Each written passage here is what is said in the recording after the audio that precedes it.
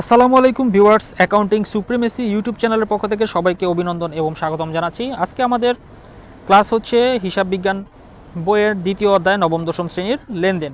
এই অধ্যায়ের আলোচনার মাধ্যমে আমরা জানতে পারবো লেনদেন জিনিসটা আসলে কি, কিভাবে লেনদেন হয় এবং কোনগুলো লেনদেন নয়, পাশাপাশি হিসাব সমীকরণ কী জিনিস এবং লেনদেনগুলো হিসাব সমীকরণে কিভাবে প্রভাব ফেলে সেই বিষয়গুলো, পাশাপাশি হিসাব সমীকরণের বিভিন্ন উপাদান এবং আরও জানবো যে ব্যবসায় প্রাথমিক যেই কাগজপত্রগুলি থাকে সেগুলি সম্পর্কে, ব্যবসায় বা কারবার প্রতিষ্ঠানের আর কি। সো চলুন শুরু করা যাক। মানুষ অনেক আগে থেকেই দৈনন্দিন জীবনে হিসাব ব্যবস্থার যে প্রয়োজনীয়তা এটা অনুভব করে আসছে। প্রাচীনকালে মানুষ তার প্রত্যহিক জীবনের যে প্রয়োজনগুলো মেটানোর জন্য নিজেদের মধ্যে পণ্য বিনিময় করত, যেই ঘটনাগুলো কোনো ব্যক্তি বা প্রতিষ্ঠানের আর্থিক অবস্থার পরিবর্তন করে, কেবলমাত্র ওই ঘটনাগুলো থেকেই লেনদেনের জন্ম হয়। একটা কথা আমি বলে রাখি, সকল ঘটনা কিন্তু লেনদেন না, আবার সকল লেনদেনই কিন্তু ঘটনা। শুধুমাত্র কারবার প্রতিষ্ঠানের সাথে সংশ্লিষ্ট আর্থিক বিষয়গুলো লেনদেনের অন্তর্ভুক্ত হবে আমাদের কাছে এবং আপনার কাছে। কারণ আমরা ব্যবসায় প্রতিষ্ঠানের হিসাব করছি, কোনো ব্যক্তি বা আউটসাইডের কারো লোকের হিসাবের খাতায় টাকা পয়সা বিনিময় হলে সেগুলো আমরা লেনদেন হিসেবে অন্তর্ভুক্ত করব না। সেই বিষয়গুলো আমরা আরও সামনে জানতে পারবো। দেখুন, এখানে একটি উদাহরণস্বরূপ দেওয়া আছে। সীমান্ত ট্রেডার্স 5,000 টাকা দিয়ে অফিসের জন্য একটি আলমারি কিনলেন, আবার দোকান থেকে ফেরার পথে দুর্ঘটনায় আহত হলেন। উল্লেখিত দুইটি ক্ষেত্রেই কিন্তু দুটি ঘটনার জন্ম হলো, কিন্তু প্রথমটি যেহেতু অর্থের দ্বারা পরিমাপযোগ্য, অর্থাৎ সীমান্ত ট্রেডার্স 5,000 টাকা দিয়ে অফিসের জন্য একটি আলমারি ক্রয় করলেন, যেহেতু এটি অর্থের অঙ্কে পরিমাপযোগ্য এবং ব্যবসায়ের আর্থিক অবস্থার পরিবর্তন করেছে, সেজন্য প্রথম ঘটনাটি হবে লেনদেন। আর দ্বিতীয় ঘটনাটির সাথে যেহেতু আর্থিক বিষয়ের কোনো সংশ্লিষ্টতা নেই, তাই এটি লেনদেন হিসেবে লিপিবদ্ধ হবে না। লেনদেন শব্দটির আবিধানিক অর্থ হচ্ছে গ্রহণ প্রদান, অর্থাৎ দেয়া এবং নেওয়া। আসলে কোন ঘটনাগুলো লেনদেন আপনাদের মনে হয় বুঝতে সহজ হয়ে গিয়েছে অলরেডি। যেই লেনদেনের মাধ্যমে ব্যবসার সাথে টাকা পয়সার বিষয় সংযুক্ত থাকবে সেগুলোই হবে লেনদেন। লেনদেন হয় দুই ধরনের, একটি অভ্যন্তরীণ, একটি বাহ্যিক। অভ্যন্তরীণ লেনদেন ব্যবসায় প্রতিষ্ঠানের ভিতরে হয়ে থাকে এবং বাহ্যিক লেনদেন যেগুলো হয় সেগুলো হচ্ছে ব্যবসায় প্রতিষ্ঠানের সাথে বাইরের অন্যান্য পক্ষের সাথে হয়। সেটা হতে পারে সরকার, সেটা হতে পারে যে কোনো ঋণদানকারী প্রতিষ্ঠান, সেটা হতে পারে ব্যাংক, কিংবা সেটা হতে পারে অন্য কোনো সংগঠন কিংবা কারবার। অভ্যন্তরীণ লেনদেনের ঘটনাটি কীভাবে বোঝা যায় সেটির জন্য একটি স্পষ্ট উদাহরণ এখানে দেওয়া আছে। আমি আমার ভাষায় সহজ করে বলি, তাহলে আপনাদের বুঝতে সুবিধা হবে। আপনি একটি অ্যান্ড্রয়েড ফোন কিনেছেন 5,000 টাকা দিয়ে এই বছর। আগামী 2 বছর পরে যখন আপনি অ্যান্ড্রয়েড ফোনটি বিক্রি করবেন, তখন কিন্তু আপনাকে কম দামে বিক্রি করতে হবে। 5,000 টাকার অ্যান্ড্রয়েড ফোনটা কিন্তু আপনাকে 2,000 টাকায় তখন বিক্রি করতে হবে। কেন বিক্রি করতে হচ্ছে বলুন তো? আপনি যে মাঝখানে 2 বছর অ্যান্ড্রয়েড ফোনটি ব্যবহার করেছেন, এর ফলে কিন্তু অ্যান্ড্রয়েড ফোনটির জীবনী শক্তির ক্ষয় হয়েছে, অর্থাৎ আপনি ব্যবহারের মাধ্যমে অ্যান্ড্রয়েড ফোনের যে মূল্য সেটা আস্তে আস্তে কমে এসেছে। আপনি অ্যান্ড্রয়েড ফোন থেকে কিছু সুবিধা আপনি নিয়েছেন। এই যে আপনার অ্যান্ড্রয়েড ফোন থেকে যেই টাকাটা অদৃশ্যভাবে খরচ হয়ে গেল, কমে গেল, এই জিনিসটা হচ্ছে ব্যবসার ক্ষেত্রে বলা হয় অপচয়। এবং এই অপচয়টা ঘটে কখন? মেশিনারিজের মধ্যে। আপনি ব্যবসার জন্য একটি মেশিন ক্রয় করলেন, মেশিনটি 10 বছর ব্যবহার করলেন, 10 বছর ব্যবহার করার পরে সেই মেশিনটির বিক্রয় মূল্য দাঁড়াবে ক্রয় মূল্য থেকে অনেকটাই কম। এই যে মাঝখানে যে টাকাটা হাওয়া হয়ে গেল বা মূল্য কমে গেল, এই জিনিসটাকে বলা হয় অপচয়। যেহেতু টাকার অঙ্কে এই জিনিসটাকে পরিমাপ করা যাচ্ছে যে এই 10 বছরে এই মেশিনটার মূল্য এত টাকা কমেছে, তাহলে এটি অবশ্যই একটি লেনদেন। আর এজন্যই ব্যবসায়ের ক্ষেত্রে অপচয় একটি স্পষ্ট লেনদেন।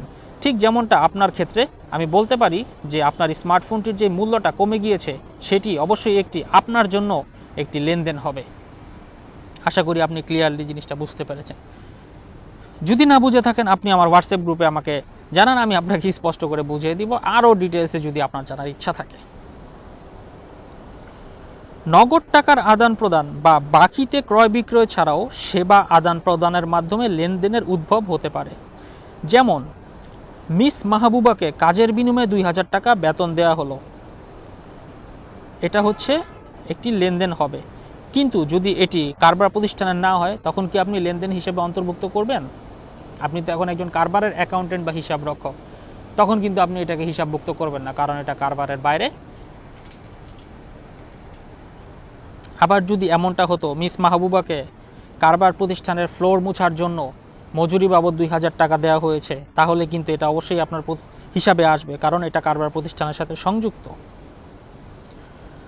আবার দেখুন এখানে সেবা আয় হয়েছে, অর্থাৎ ঘর ভাড়া বাবদ আপনি বা আপনার প্রতিষ্ঠান একটি বিল্ডিং তৈরি করেছে এবং সেই বিল্ডিং ভাড়া দিয়ে প্রতি মাসে 50,000 টাকা করে ইনকাম হচ্ছে। এটা অবশ্যই একটি লেনদেন। লেনদেন আর্থিক অঙ্কে পরিমাপযোগ্য কোনো কিছুই লেনদেন, তবে আপনি অন্তর্ভুক্ত করবেন ব্যবসায়ের ক্ষেত্রে যেগুলো ঘটেছে শুধুমাত্র সেগুলো। ঠিক আছে, ব্যবসার ক্ষেত্রে না উঠলে যে এটা লেনদেন হবে না আমি কিন্তু সেটা বলি নাই। আপনি যখন আপনার হিসাবে লিখবেন যেগুলো ব্যবসার সাথে কানেক্টেড আছে শুধুমাত্র সেগুলোই।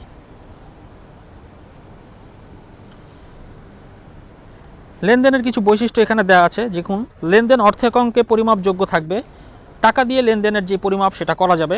লেনদেনের মাধ্যমে আর্থিক অবস্থার পরিবর্তন হবে, কারো কাছে টাকা যাবে, কারো কাছে টাকা আসবে। আপনি যখন কারবারের হিসাব করবেন কারবারের কাছে টাকা আসবে কিংবা কারবার থেকে টাকা যাবে।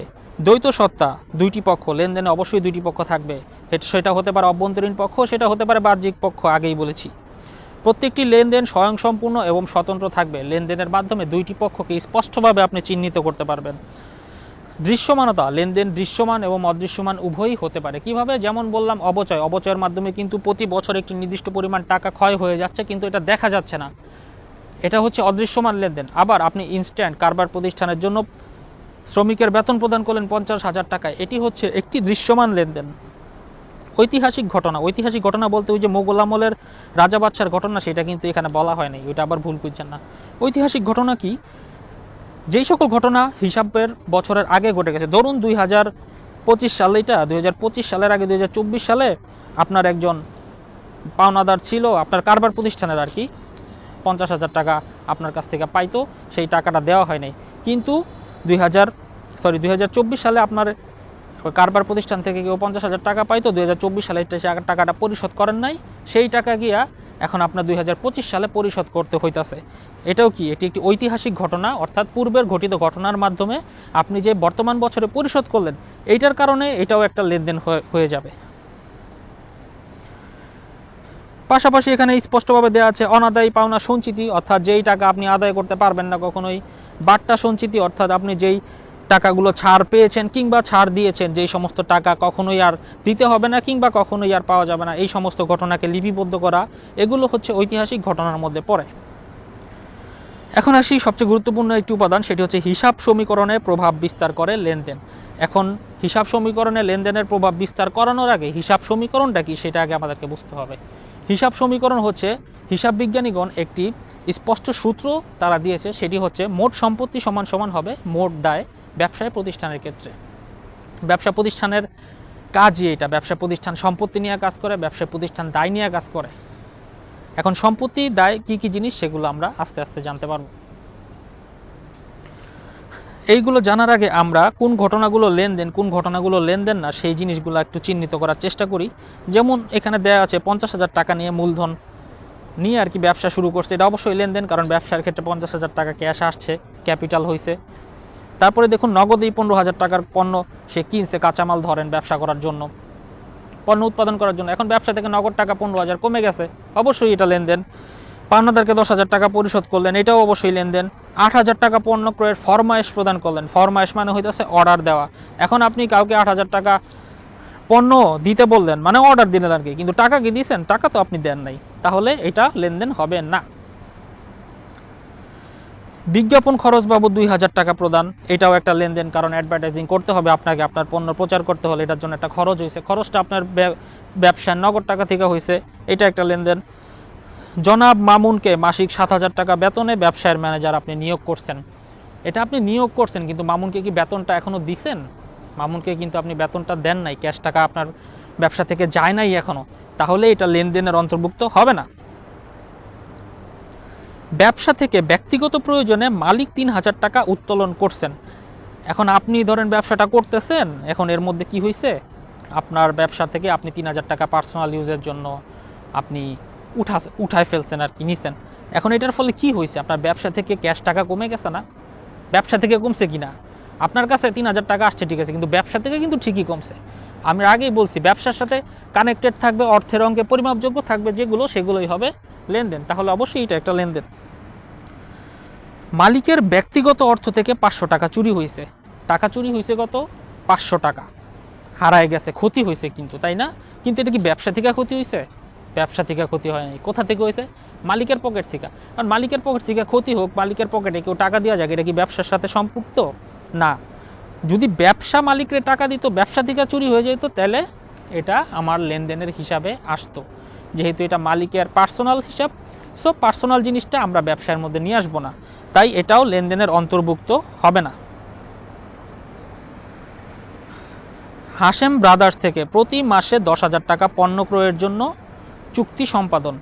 ঠিক আছে, ভালো কথা। আপনি প্রতি হাশেম ট্রেডার্স, আপনি আমাকে, আমার ব্যবসা প্রতিষ্ঠানকে প্রতি মাসে 10,000 টাকার কাঁচামাল কিন্তু মাসের প্রথমেই দিয়ে যাবেন আর কি, এই কথা হয়েছে।